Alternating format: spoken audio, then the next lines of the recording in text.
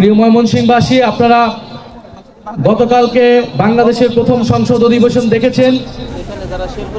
আমরা সংসদকে সম্মান জানিয়ে ইলেকশন ইঞ্জিনিয়ারিং এর অনেক অভিযোগ এবং সমালোচনা থাকা সত্ত্বেও আমরা সংসদে গিয়েছি কারণ জনগণ আমাদেরকে এত কারচুপির পরে আমাদের কয়েকজন সদস্যকে নির্বাচিত করেছে, বিরোধী দলের 11 দলের সংসদ সদস্যদেরকে নির্বাচিত করেছে সংস্কার কার্যক্রমকে বাস্তবায়ন করার জন্য, উচ্চকক্ষকে বাস্তবায়ন করার জন্য, সংবিধান সংস্কার করার জন্য।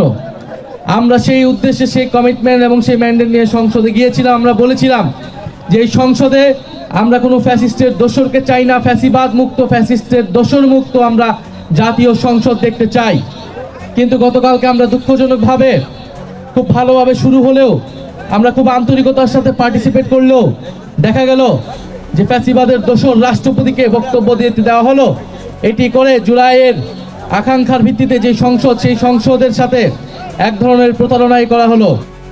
স্পিকার সাহেবকে আমরা, মাননীয় স্পিকারকে আমরা বলেছিলাম যে রাষ্ট্রপতির বক্তব্য বিষয়ে আমাদের বক্তব্য রয়েছে, সেই বক্তব্য যাতে আমাদেরকে দিতে দেওয়া হয়, কিন্তু সেটি তিনি না দিয়ে রাষ্ট্রপতিকে বক্তব্য দিতে দিয়েছেন। এর ফলস্বরূপ আমরা প্রতিবাদ করে ওয়াকআউট করে আমরা চলে এসেছি। আমরা আহ্বান জানাবো অতি দ্রুত অবিলম্বেই এই ফ্যাসিস্ট দোসর চুপ্পুকে অভিশংসনের মাধ্যমে অপসারণ করে নতুন রাষ্ট্রপতি নির্বাচন করতে হবে এবং তাকে গ্রেফতারের আওতায় আনতে হবে। তিনি শপথ ভঙ্গ করেছেন, তার বিরুদ্ধে আর্থিক দুর্নীতি রয়েছে এবং তিনি গণহত্যা চলাকালীন নির্বিকার ভূমিকা রেখেছিলেন। প্রিয় ময়মনসিংহবাসী, আপনাদের উদ্দেশ্যে আরেকটি কথা বলতে চাই। আপনাদের এলাকার সন্তান, ঢাকা বিশ্ববিদ্যালয় ছাত্রশক্তির সাংগঠনিক সম্পাদক সাইফুল্লাহ, যিনি আওয়ামী লীগের বিরুদ্ধে প্রতিরোধ তৈরি করেছিলেন জুলাই গণ অভ্যুত্থানে, বৈষম্যবিরোধী ছাত্র আন্দোলনের অন্যতম সমন্বয়ক ছিলেন, তার বাড়িতে আগুন লাগিয়ে দিয়ে ফ্যাসিস্ট বাহিনীরা ষড়যন্ত্র অব্যাহত রেখেছে। আওয়ামী লীগ আসলে এরকম একটি দল যারা গুপ্ত হামলা, অগ্নি সন্ত্রাস এবং এরকম দাঙ্গা হাঙ্গামা করে রাজনীতি সবসময় টিকে থাকতে চেয়েছিল। তাদেরকে পরাজিত এবং প্রতিহত করেছিল 5ই আগস্ট বাংলাদেশের জনগণ। ময়মনসিংহবাসীর কাছে আমরা আহ্বান জানিয়ে যাচ্ছি, ময়মনসিংহ এবং বৃহত্তর ময়মনসিংহে আপনারা আওয়ামী লীগকে প্রতিহত করুন। আমরা আইনের শাসনে বিশ্বাসী, ফলে আপনারা পুলিশে ধরিয়ে দেন, গ্রেফতারের ব্যবস্থা করুন।